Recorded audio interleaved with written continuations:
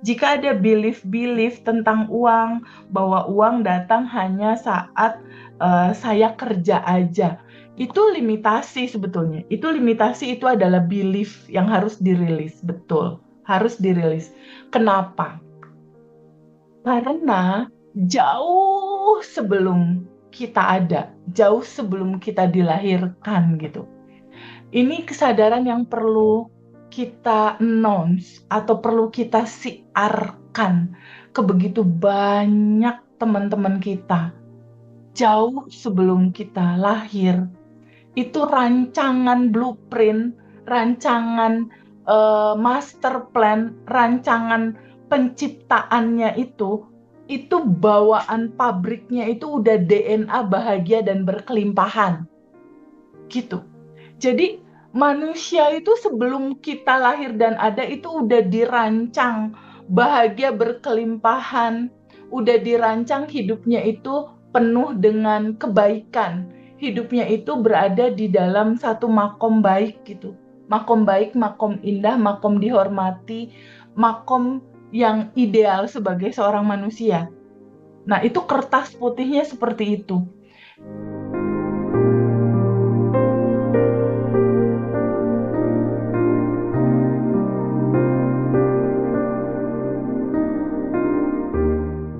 Kalau ada belief seperti uang yang datang hanya saat saya kerja, keinginan menggebu-gebu, rasa sakit di tangan, iri lihat orang lain berhasil, dan apapun itu yang dirasakan, berarti semuanya itu harus diriliskan ya. Karena rasanya sekarang pengen banget pindah tempat kerja, tapi udah daftar ke sana sini masih belum dapat. Oke, gila ini pertanyaan keren banget. Masya Allah. Assalamualaikum warahmatullahi wabarakatuh. Pagi ini senang banget aku. Ada Farida, ada Mbak Fe, ada Mbak Umi, ada Windy, ada Mas Wahyudi. Nah, 5 orang teman-teman yang hadir pada hari ini adalah orang-orang yang luar biasa menurut aku dan ada tempat spesial gitu di hati ini. Karena teman-teman yang hadir pada hari ini tuh udah mengalami satu satu proses dalam kehidupan, di mana jiwa ini menjadi ruang bahwa alur naturalnya ruang ini harus mengalami semua rasa gitu. Rasa bahagia, rasa sedih, rasa cemas, rasa bingung. Natural default-nya itu memang harus mengalami dalam semua rasa peristiwa itu. Jadi default-nya itu si jiwa ini bertumbuh, si jiwa ini memang diizinkan untuk mengalami semua rasa itu. Untuk apa? Untuk pertumbuhan wisdom-nya dia. Untuk pertumbuhan wisdom-nya, untuk pertumbuhan kebijaksanaan, kebaikan, attitude, behavior-nya dia, pola pikir, dan segala hal yang membentuk diri dia sehingga menjadi seperti sekarang gitu.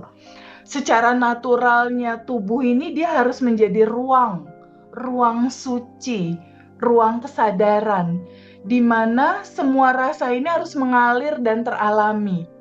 Judul naturalnya itu adalah flowing. Flowing artinya mengalir. Artinya kita mengizinkan semua rasa itu mengalir lewat tubuh ini. Nah, uniknya kita tidak pernah diajarkan untuk mengerti bahwa hidup ini harus flowing, mengalir, sejalan, selaras dengan getaran semesta. Kita terbiasa dari sejak zaman dulu gitu, mode-nya adalah mode pertahanan. Mode-nya adalah mode kalau bahagia aku terima, kalau nggak enak aku tolak gitu. Kalau bahagia aku terima, kalau enggak aku ancang-ancang untuk menolak, menghindar, mendorong, dan komplain gitu. Jadi mode awal manusia tuh memang dari zaman dulu ya, dari zaman sejarah prasejarah kayak gitu, mode-nya tuh udah mode pertahanan gitu, udah mode yang kalau nggak enak tuh nggak mau ditolak gitu. Nah, itu memang udah bawaannya seperti itu sih, dari awal proses penciptaannya tuh alurnya begitu. Tapi seiring perjalanan waktu, ada masa, ada waktu, ada momentum di mana seseorang itu mungkin mengalami fase bandel dulu, jatuh bangun, jatuh bangun, jatuh bangun. Terus memang waktu orang per orang tuh beda-beda. Contoh, mungkin aku ketemu kesadaran di umur 30-an. Mungkin Windy ketemu wisdom, awareness, kesadaran ini di umur 20-an. Mungkin Mbak V di umur 40-an.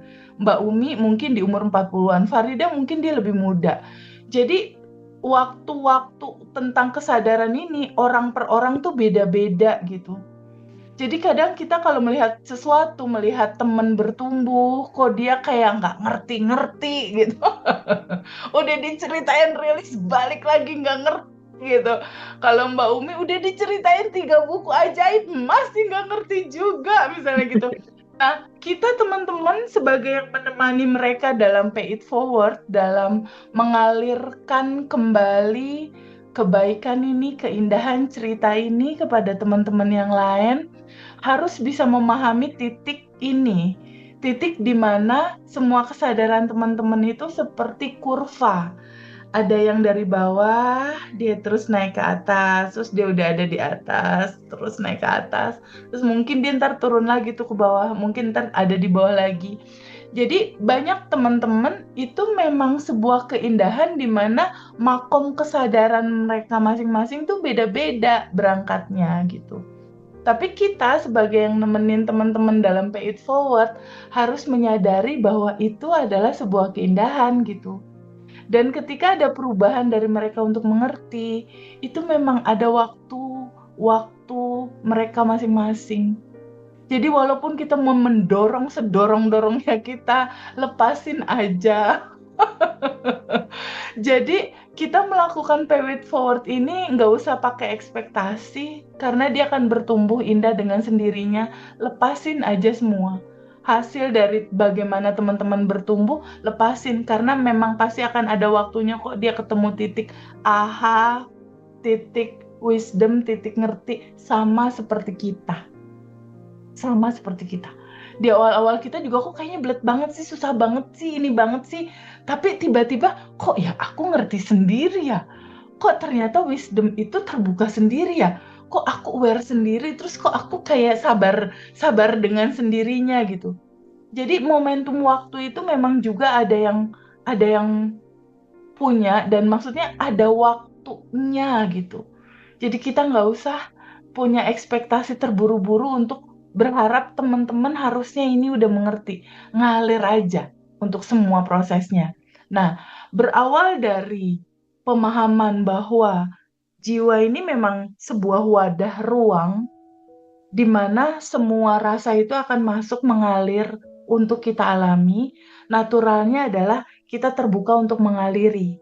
Tidak disumbat, tidak ditolak, tidak lari, tidak menghindar, tapi duduk menerima. Seperti halnya kalau kita belajar dari pohon. Pohon itu mau diapa-apain dia tetap aja diem, tumbuh dan menjadi besar gitu. Seperti halnya bumi. Mau terjadi apapun di atasnya dia tetap aja dalam bentuk welcome gitu. Terbuka untuk menerima. Nah, atas dasar gambaran itulah ketika menjadi ruang, ketika harusnya flowing, tapi pada saat kita kecil mulai ada belief-belief, kamu anak petani nak, kamu nggak usah mimpi tinggi-tinggi gitu. Nah mulai itu ada belief tuh, mulai ada limitasi tuh, mulai ada penilaian, kadang juga mulai ada penghakiman. Kamu rambutnya keriting, kamu nggak cantik nak gitu. Kadang anak itu tumbuh mempunyai program di dalam dirinya tanpa sadar, justru itu lahir dari orang tua mereka sendiri yang melimitasi anak-anak. Berasal dari ring satu mereka. Nah, sehubungan dengan pertanyaan tadi, TVB, jika ada belief-belief tentang uang, bahwa uang datang hanya saat saya kerja aja, itu limitasi sebetulnya. Itu limitasi, itu adalah belief yang harus dirilis, betul. Harus dirilis. Kenapa? Karena jauh sebelum kita ada, jauh sebelum kita dilahirkan gitu. Ini kesadaran yang perlu kita announce atau perlu kita siarkan ke begitu banyak teman-teman kita. Jauh sebelum kita lahir, itu rancangan blueprint, rancangan master plan, rancangan penciptaannya itu bawaan pabriknya itu udah DNA bahagia dan berkelimpahan. Gitu. Jadi manusia itu sebelum kita lahir dan ada itu udah dirancang bahagia berkelimpahan, udah dirancang hidupnya itu penuh dengan kebaikan. Hidupnya itu berada di dalam satu makom baik gitu. Makom baik, makom indah, makom dihormati, makom yang ideal sebagai seorang manusia. Nah, itu kertas putihnya seperti itu. Jadi kalau kata handphone, misalnya ini handphone S25 Ultra. Nah, si handphone ini sebelum aku pegang, sebelum ini jadi milik aku, sama si pabriknya ini udah penuh sama fitur. Udah penuh sama segala hal yang aku butuhkan. Aku bisa IE, aku bisa WhatsApp, aku bisa Instagram, udah bisa TikTok, udah segalanya udah ada. Jadi rancangan manusia itu segala potensi tanpa batasnya tuh sudah ada dan tersedia. Nah, masalahnya kenapa dia belum mengalami kebahagiaan dan berkelimpahan? Satu, dia nggak sadar kalau ada. Jadi dia nggak sadar di dalam dirinya ada apa. Ketika dia nggak aware, ketika dia nggak sadar, dia nggak akan merealita hadir dalam kehidupan kita untuk kita alami. Karena dia nggak tahu bahwa dalemannya tuh udah seindah itu. Bahwa segala potensi tanpa batas tuh udah melekat ada default di dalam DNA-nya dia, di DNA-nya dia. Jadi satu hal di sini yang perlu kita siarkan, kita ceritakan ke banyak orang. Itu adalah sejatinya kamu tuh siapa gitu. Kita hadir di dunia ini, kita ada di dunia ini, kita kan harus tahu kita ini siapa, potensi kita siapa, apa, aturan main yang terjadi sehingga sebuah realita itu terjadi di dalam kehidupan kita itu, dia terbentuk atas apa, sistem kerja semestanya apa, SOP-nya gimana gitu.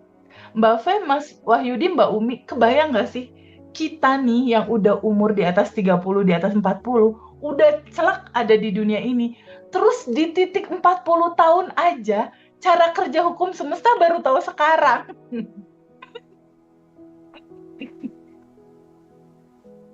tahun udah banyak sekali misunderstanding di antara kita dan Tuhan. Ya Tuhan, kenapa aku diuji seperti ini? Kata Tuhan, siapa yang nguji?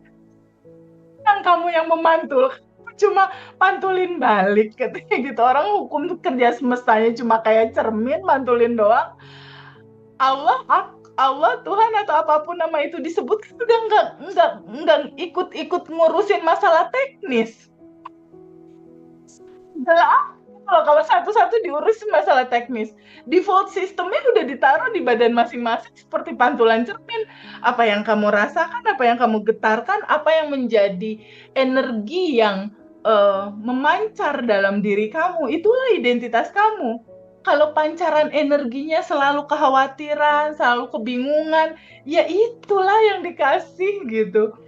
Nah, kesadaran ini perlu sekali kita announce gitu. Kalau kata di Islam gitu ya, Nabi Muhammad bilang sebagai seorang muslim, tugas utama dia adalah syiar. Tugas utamanya itu dakwah. Tugas utamanya itu adalah sampaikan kebaikan walaupun hanya satu ayat. Sampaikan kesadaran ini. Sampaikan keindahan cerita tentang dirimu. Dalam semua potensi yang memang Tuhan udah kasih dalam fitur masing-masing. Karena cara aku menyampaikan beda dengan cara Wahyudi menyampaikan. Dia suaranya bagus loh untuk mengannounce kesadaran ini kepada teman-teman. Suara dia juga candu, mengandung magnet gitu. Aku aja dengerin suara Wahyudi Sadar Nafas Syukur itu meleleh gue langsung. Narasinya tuh indah banget. Gitu ya Apalagi Teh. kalau materi inti ini Wahyudi, kamu kemas lagi ya untuk menjadi siar buat teman-teman. Prolog untuk menyadari, hai guys, umur udah berapa guys? Udah tahu belum guys kamu siapa? Udah tahu belum cara kerja semesta membuat realita dalam hidupmu? Kalau belum tahu, yuk cari tahu. Iya Teh. Apa ya Mbak Fe? Ini perenungan dan kesadaran yang membuat aku kayak ketonjok bolak-balik gitu loh. Terakhir-terakhir itu banyak yang private yang usianya itu di atas 60, 70, 70, 65. Dan dia marah-marah sama aku. Kenapa YouTube Teh Feby baru muncul sekarang? Kenapa Teh? Aku di umur 65 tahun baru ngerti cara kerja hukum semesta seperti cermin. Kenapa aku baru tahu bahwa lapisan endapan emosi ini menyala di bawah sadar aku? Kenapa aku baru tahu bahwa realita ini hanya pantulan daleman aku? Kenapa di umur 60 tahun aku baru tahu? Coba aku tahu dari umur 20. Itu jadi perenungan gitu loh Mbak Fe buat aku. Betapa tim ini sangat dinantikan karyanya untuk bercerita ke teman-teman yang lain. Bahwa ada sebuah keindahan yang harus kita tahu gitu. Nah, wadah awal kita, naturalnya kita, cerita tentang siapakah diri kamu yang defaultnya itu sudah bahagia dan berkelimpahan. Itu dulu deh pertama yang harus kita announce dan harus masuk ke data di sini bahwa sejatinya aku itu bahagia dan berkelimpahan. Kita announce bareng-bareng ke semua orang bahwa hak hidup loh, hak hidup semua orang itu harus mengalami kedamaian, kebahagiaan, kelimpahan. Itu hak hidupnya. Jadi tujuan hidup kita ada di dalam bumi ini, di bumi ini lahir ada. Misi jiwanya itu harus ketemu dan mengalami itu. Kalau kamu belum merasakan kedamaian, kebahagiaan, perlahan-lahan kelimpahan, berarti PR-mu masih harus kamu langsungkan dulu sampai ketemu itu. Karena alurnya kita lahir itu kan kertas putih. Betul ya, Farida ya? Kita lahir tuh kertas putih, lalu kita berproses, kita jalan kan menuju pulang kan? Bener nggak sih? Kita jalan hidup di dunia ini kan menuju pulang, menuju kembali kepadanya. Kebayang nggak di titik kita hadir di bumi ini udah mulai banyak data yang masuk dan ini penuh jadi endapan. Terus kita mau pulang bawa endapan ini kah? Kita pulang harus merilis ini semua menjadi putih lagi gitu. Misi jiwa kita itu sebetulnya ketemu lagi nih sama kamu yang tanpa batas. Sama kamu yang dalam mindset, aku percikannya, aku percikan nur ilahi, aku percikan cinta Tuhan, aku percikan kasihnya yang punya default cinta tanpa syarat, cinta tanpa batas. Defaultnya itu gitu, defaultnya adalah hukum kasih kalau kata di Mbak Fe. Ya kan Mbak Fe? Hukum kasih itu hukum paling tinggi. Hukum paling tinggi. Dan di semua literatur apapun, getaran cinta itu getaran yang udah di atas 1000, udah unlimited, udah alignment dia. Udah pencerahan gitu. Kita harus masuk ke titik itu karena itu adalah sejatinya kita. Kita berasal dari satu energi yang super besar gitu. Energi tanpa batas itu. Kita percikan dari energi yang satu itu. Dan semua yang hadir dalam kehidupan kita itu hanya pantulan pancaran dari getaran energi itu aja. Nah, sehubungan dengan pertanyaan tadi, ini prolognya cukup daging ya. Prolognya cukup daging banget. Nah, wadah ini yang sedari kita kecil mulai masuk tuh belief-belief kamu mah anak petani nah, kamu nggak usah tinggi-tinggi. Ini terjadi nih sama yang private kemarin.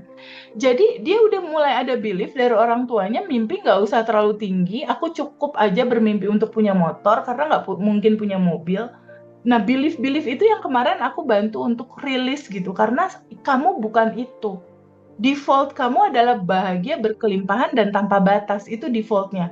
Yang selain dari rasa tenang, selain dari adanya rasa tenang, adanya rasa damai, adanya rasa bahagia, adanya rasa cukup, dan adanya rasa berkelimpahan, selain rasa-rasa ini, rilis.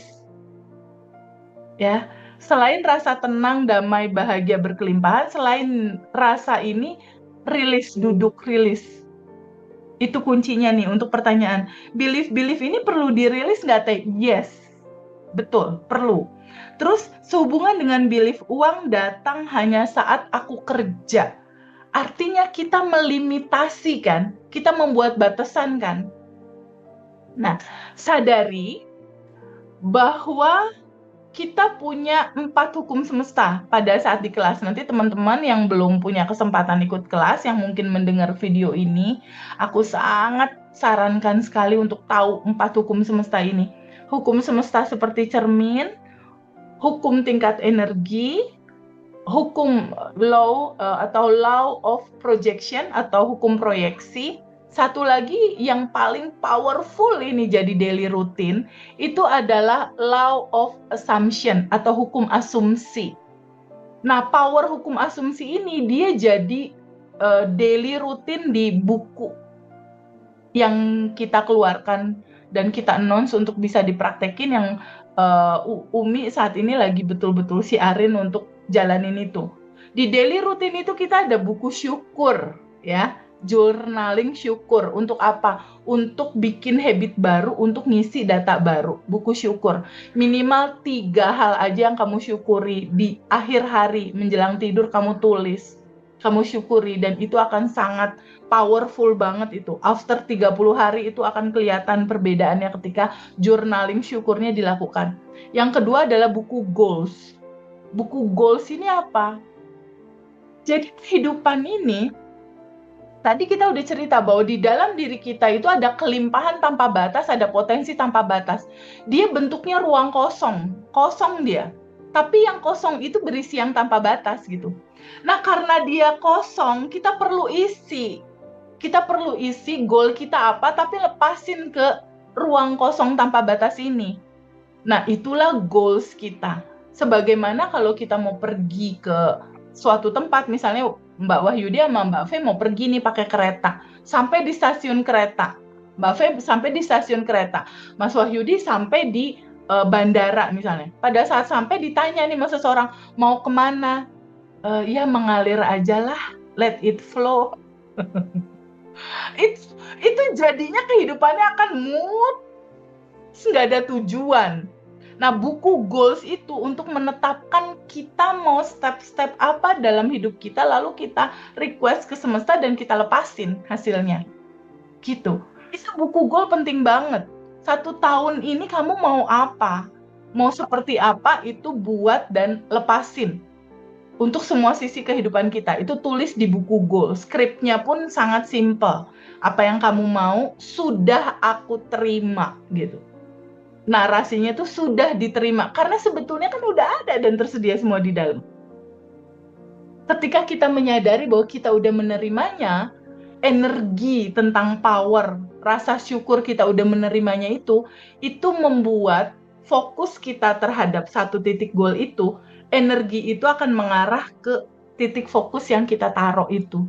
Dan dia akan mengalir dalam realita. Itu buku goals. Lalu satu lagi buku asumsi. Dari law of assumption ini, buku asumsi untuk mewujudkan realita. Nah, jadi nih, untuk menjawab pertanyaan yang tadi, Teh Feby, kalau aku ada belief bahwa uang datang hanya pada saat aku kerja, nih ya, berarti kan dia punya asumsi. Dia punya asumsi bahwa uang datang hanya pada saat aku kerja. Asumsi inilah yang dipantulin sama semesta untuk jadi realita. Cara kerjanya begitu. Contoh, aku nih misalnya, kayaknya pasanganku nggak sayang lagi sama aku. It seem like request, hai semesta, aku mau dong pasangan aku nggak sayang lagi sama aku. Oke, your request is my command. Request kamu akan jadi perintah untuk aku laksanakan. Kayak gitu sebetulnya cara kerjanya. Jadi realita Wahyudi saat ini seperti apa? Itu lahir dari asumsi-asumsimu sendiri kemarin. Clear nggak? Realita Mbak V, kejadiannya seperti apa? Itu lahir dari asumsi-asumsimu kemarin. Realita yang terjadi sama Windy saat ini, itu juga dari asumsimu. Realita Farida terjadi saat ini seperti apa? Itu juga dari asumsimu. Begitu juga Mbak Umi. Ketika misalnya sakit, kayaknya susah ini, ya udah jadinya susah. Ketika misalnya kita punya suami, suami aku mah pelit, ya udah dia bakal jadi pelit. Cuma apa tuh ya, uangnya cuma dari suami, ya sih gitu. Lihat hukum semesta seperti cermin, dia cuma mantulin doang. Mbak V misalnya, aduh kenapa ya teman-teman aku kok pada kayak gini, kayaknya udah nggak perhatian lagi sama aku. Dijadiin nuansa baru nih, aku cerita nih lebih dalam tentang 3 buku itu yang selama ini kita memang kayak nggak ngerjain gitu. Nanti harus belajar dari Mbak Umi ini untuk 3 buku itu. Kalau 3 buku itu aku sampai sekarang masih punya itu 3 buku, masih aku tulis gitu. Yang pertama buku syukur ngisi data baru, yang kedua buku goals untuk cerita setup masa depan dan aku lepasin, yang ketiga ini justru data daleman kita yang udah terlanjur ada, ayo kita rubah asumsi baru. Caranya gimana, Teh? Gampang. Caranya gimana? Kemarin aku tuh kursusin mobil mbak aku. Aku punya mbak. Aku bilang, kamu mau kursus mobil nggak? Mbak aku senang. Aku kursusin mobil. Mbak aku kursus mobil. Udah selesai nih kursus mobilnya. Terus dia bilang, tuh mobil pakai, kamu coba pakai. Pada saat dia pakai, push gitu kan. Mobilnya nyerempet lah ya. Pagar orang atau apa gitu, rusak sedikit. Mbak aku udah deg-degan, wah potong gaji nih sama ibu nih, mobil ibu rusak gitu kan, potong gaji nih. Nah pas ketemu aku, dia udah gitu ya, ibu kamu kenapa gitu, ibu itu mobil gini-gini diceritain. Pas aku lihat itu memang lumayan agak rusak gitu di dashboard ujung kiri. Terus aku cuma senyum, gak apa-apa. Ibu kok gak marah? Gak apa-apa. Itu masih kayak semesta. Ibu mau dapat uang 100 juta. Jadi aku gak mau mikir yang gak enak-enak. Jadi kemarin BMW ya, BMW aku. Nih supir aku lagi, driver lagi bawa nih. Nganterin aku ke klinik. Mau suntik vitamin C biasa, imun boosting, suntik vitamin C. Pas aku turun, tiba-tiba dia mukanya pias. Ibu, BMW-nya kegeret. Mana? Oh, okay, no problem. Aku mau punya bisnis baru. Signal semesta, saldo BCA aku nambah gitu. Jadi semua realita apapun buat aku itu kalau nggak nambah saldo BCA, kalau nggak bikin aku tambah sehat, kalau nggak mau ada bisnis baru yang masuk dalam kehidupan aku, kalau nggak segala sesuatu pasti akan diganti dengan yang lebih baik. Kenapa aku kayak gitu? Karena aku tahu ada hukum asumsi. Dan hukum asumsi itulah yang berlaku dalam kehidupan kita. That's why teman-teman pasti masih belum ngeh kenapa tagline kita abaikan realita, yang penting respon. Bener nggak? Kenapa sih kita abaikan realita, yang penting respon? Ya karena respon inilah yang membentuk realitamu. Jadi mau realitanya kayak apa yang hadir nih, sebetulnya itu netral sebetulnya. Apapun realita yang hadir kan itu cuma pantulan dalam. Jadi realita misalnya Wahyudi ketemu realita yang kemarin lo WhatsApp ke gua kan, Teh Feby gitu kan, lo WhatsApp sesuatu kan, itu kan mengkonfirmasi di dalam lo masih nyala sesuatu. untuk dirilis dan untuk diberesin gitu istilahnya. Jadi mulai sekarang dan seterusnya, coba teman-teman perhatiin, apapun sajian hidangan yang hadir dalam kehidupan kita, itu lagi nyeritain daleman kita. Kalau asik dibikin seru, kalau belum asik dibikin tambah seru aja gimana? Kan hidup cuma permainan dan senda gurau belaka. Nah, balik ke pertanyaan tadi, belief uang hanya datang dari kalau aku kerja. Ya itu kan asumsi kamu. Asumsinya ganti boleh nggak? Tulis di buku asumsi. Ini kan alumni yang nanya ya Farida ya. Jadi mulai beli 3 buku deh di toko buku. Ini 3 buku memang ajaib banget sih. Kalau menurutku ya. Karena tapi gini, aku juga nggak nyalahin teman-teman. Ketika dikasih daily rutin ada buku yang harus kita tulis, ada 3 bukunya. Teman-teman hanya fokus ke rilis aja, nggak apa-apa. Itu memang masanya lagi itu gitu. Mungkin waktunya sekarang untuk ditambahin lagi bobot yang lebih seru kalau memang manifestasinya mau seru. Jadi 1 buku syukur, 1 buku goal, 1 buku asumsi. Nah, buatlah asumsi-asumsi yang seru di situ. Ketika ada realita baru. Buat asumsi yang seru bahwa langsung aja statement bahwa uang masuk seperti udara. Uang seperti udara, dia ada di mana-mana. Dimanapun aku berada, itu potensi cuan. Bikin seru kayak gitu aja asumsinya. Jadi sejujurnya kalau aku juga dulu kerja ya, dulu juga sedikit asumsi aku seperti itu ketika aku belum tahu cara kerja hukum semesta. Tapi sejak aku bikin mindset bahwa uang itu seperti oksigen, gampang banget dihirup dan nyaman banget dikeluarin. Jadi aku tuh udah sejak berapa tahun yang lalu ya, mungkin dari tahun 2000 ya. Aku uang keluar udah nggak pernah mikir. Maksudnya uang keluar ya udah alirin aja gitu, alirin. Jadi misalnya ada uang, terus aku taruh di dashboard, entah itu 20.000, 30.000, 50.000, 5.000 gitu. Kalau misalnya ngasih parkir ya udah kasih gitu aja, nggak mikir ini kegedean nggak ya, ini kebesaran nggak ya, enggak. Alirin aja gitu. Karena gini, ketika kita mengetahui bahwa kehidupan ini hanya flowing ya, ada masuk lalu ada keluar gitu. Aliran masuk keluarnya kita lancarin, kita bikin flowing. Ketika uang masuk ada di kita, lalu kita buka juga keran keluarnya, uang itu keluar. Ketika uang itu keluar pakai arigato money, kita mensyukuri uang masuk dan kita mensyukuri juga uang keluar. Pada saat itu uang keluar kita ringan mengeluarkannya, ketika rasa hati kita ringan mengeluarkan uang, maka uang masuk juga akan ringan dan mudah, gitu. Ketika kita ngeluarin uang rudet nih, aduh ini gini, ini gitu, aduh banyak pertimbangan. Nah, uang masuknya juga kurang lebih kayak gitu tuh ntar. Ketangkep nggak? Uang masuk juga akan kayak gitu. Jadi kita blongin aja boleh nggak? Oh, kita jadi saluran aja gitu. Saluran yang sesuai intuisi aja kayak kemarin gitu. Aku biasa share untuk makan beberapa kota gitu, terus tiba-tiba intuisi, Feb kayaknya harus masak sendiri deh mbak-mbak 20 pack per hari gitu.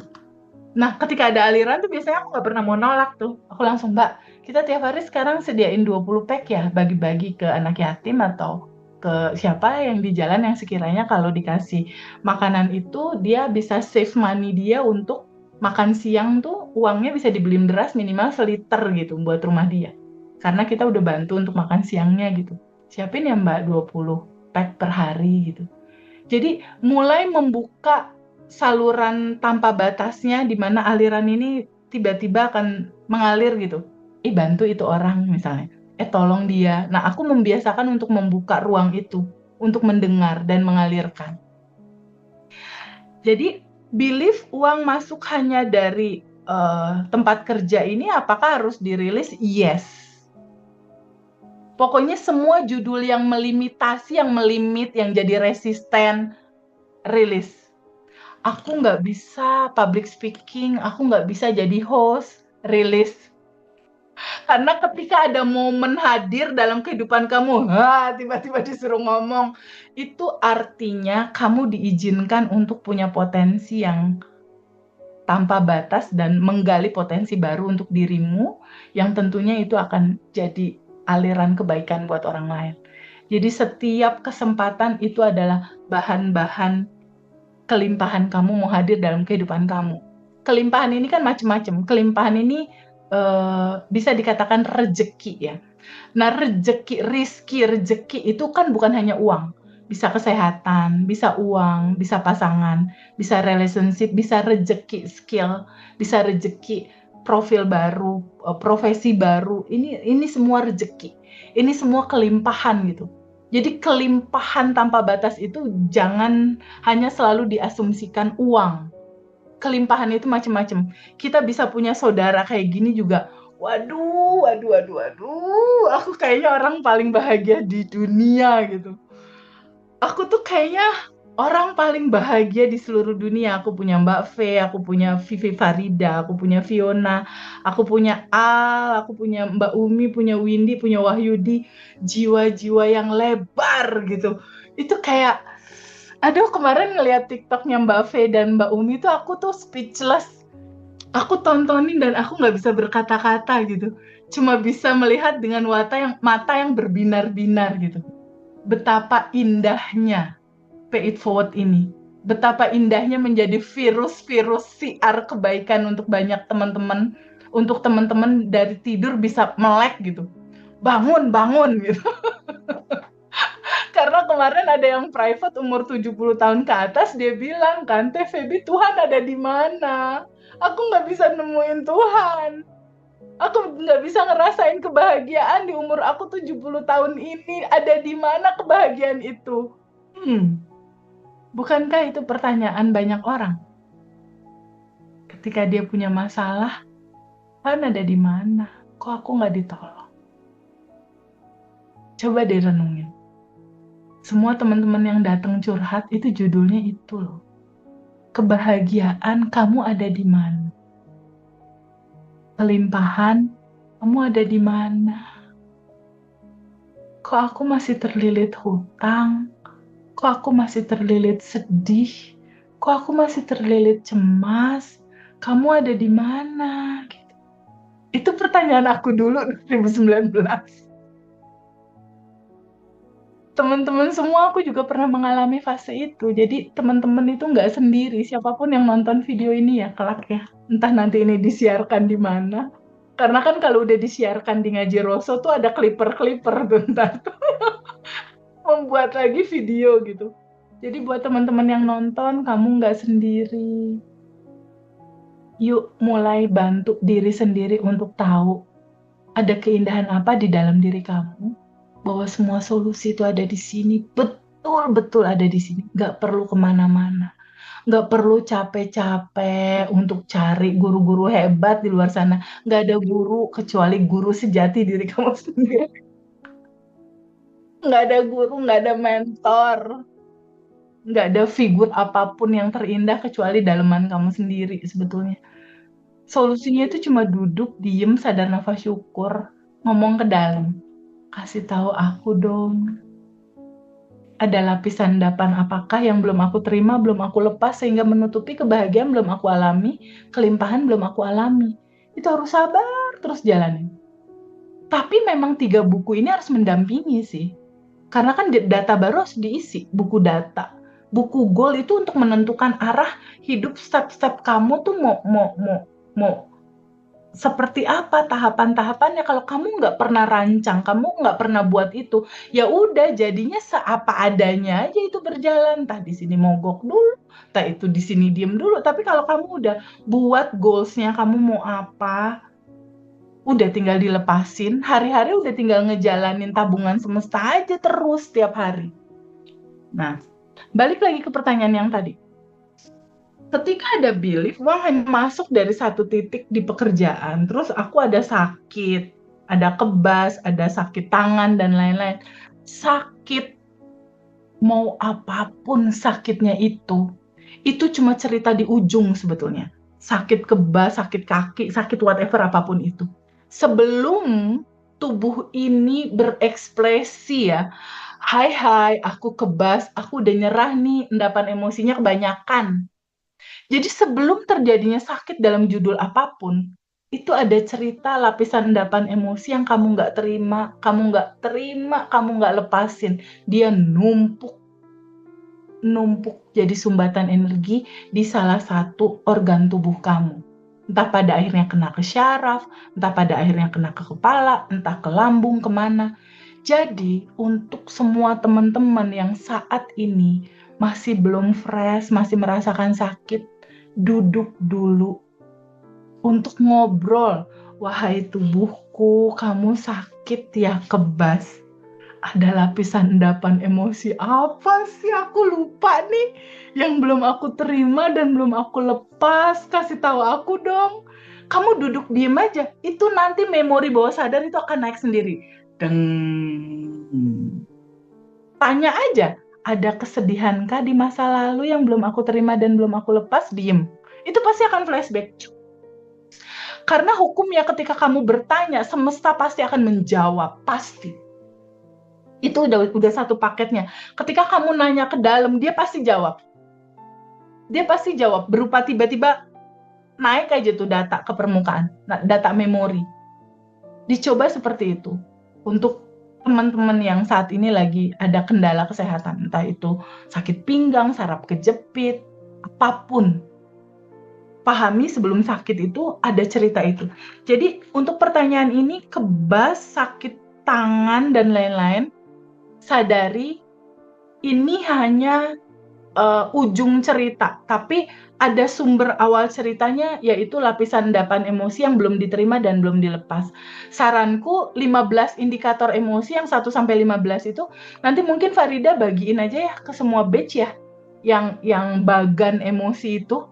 Nah, teman-teman coba di titik sekarang cek masih adakah di 1-15 itu yang masih ada nyala di bawah sadar. Kalau masih ada, duduk berdamai sama rasa itu. Sambut, terima. Duduk 5 menit. Untuk merasakan rasa itu, lalu alirkan, lepaskan. Teh Feby, aku nggak bisa ngalirin lepasinnya. Ya udah deh, kamu pegang pulpen terus gini aja deh ngelepasinnya. Atau kamu gini, izinkan lepaskan. Nah, atau kamu gini, pada saat rilis, tapi harus 5 menit dulu merasakan ya, dan menerima. Kamu gini, duduk 5 menit, tanda selama ini kamu menggenggam, karena kan realitanya masih nggak asik, artinya masih menggenggam endapan energi. Genggam, lalu setelah 5 menit udah tipis rasanya, di titik alirkan, lepaskan. Lepaskan. Jadi melepas itu adalah seni, ini adalah seni cerita mengikhlaskan, seni cerita bahwa dengan kesadaran cinta kita menerima. Jadi melepaskan, kan gini ya simbolnya tuh lepas. Tadinya kita genggam sedih, lalu kita lepas gini. Nah, cerita melepaskan ini kan kayak cerita welcome every emotion. Selamat datang semua rasa dalam emosi-emosi. Semuanya itu sebetulnya energi yang satu. Tapi energi ini manifestasinya itu dalam tarian kebahagiaan, manifestasinya dalam tarian sedih, luka, kecewa gitu. Tapi isinya itu energi yang sama, energi cinta. Jadi kalau untuk teman-teman yang susah, teh nggak bisa visualisasi awan, teh nggak bisa visualisasi ngelepas tuh kayak apa. Yang ngelepas kayak kamu megang buku, terus bukunya dilepas gitu, kayak gitu. Segampang dan sesimpel begini doang. Karena kan cuma sebuah keputusan, mau dipegangin atau mau dilepas gitu. Sebetulnya titik melepas itu dari endapan-endapan rasa ini ya, titik melepas itu dia ada di titik. Jadi kata melepas itu bukan ada emosi pergi, ada emosi udah teh aku udah lepasin. Bukan. Melepas itu sebetulnya satu kata yang paling indah sebetulnya menurutku ya dalam perjalanan hidupnya seorang manusia. Kata melepas itu di dalamnya ada sebuah kesadaran bahwa apapun yang hadir dalam kehidupan kita itu juga cinta. Jadi kata melepas itu adalah kata di mana kita menerima luka ini, menerima sakit ini, menerima kecewa ini, menerima sedih ini dengan sebuah kesadaran bahwa, oh ini juga cinta. Jadi melepas itu esensinya adalah sadar menerima. Itulah melepas. Sadar menerima dan kita duduk sebentar untuk mengizinkan tubuh ini mengalami, merasakan semua rasa itu. Itulah melepas. Dan menurutku kata melepas itu adalah sebuah seni kehidupan. Sebuah seni kehidupan yang pada akhirnya menjadi lifestyle kita dalam merespon segala sesuatu apa yang terjadi di dalam kehidupan kita. Jadi kita nggak terlalu reaktif yang berlebihan gitu terhadap sebuah realita. Kata melepas ini dalam pemahaman titik terdalam ya, itu menceritakan tentang indahnya sebuah keikhlasan. Ikhlas menerima. Indahnya sebuah judul ridho. Indahnya sebuah judul menerima kodo dan kodarnya. Kalau di rukun iman, itu ada itu. Di rukun iman yang terakhir itu. Menerima kodo dan kodar. Menerima semua ketetapannya. Menerima semua sajian yang hadir dalam kehidupan kita. Karena kita tahu bahwa kita adalah sebuah ruang di mana segala sesuatu itu hadir untuk mengalir gitu. Nah, kesadaran ini yang kita perlu. Kesadaran ini yang kita perlu gitu. Untuk pada akhirnya ketika kita ada di dalam kehidupan ini, kita menjalani kehidupan ini akan menjadi perayaan gitu buat kita. Perayaan yang begitu sangat indah bahwa hidup ini memang harus dirayakan gitu. Pun yang terjadi. Karena di titik kamu rilis dalam pemahaman titik kita itu adalah rilis, sambut dan terima, izinkan kamu mengalaminya, diem dulu 5 menit, 3 menit sampai 5 menit, setelah itu biarkan dia mengalir flowing, alirkan larut dia ke cinta tanpa batas. Jadi si energi yang menyumbat ini ketika dia mengalir ke cinta tanpa batas, dia akan kembali ke energi, pusaran energi tanpa batas, ruang segala penciptaan kan.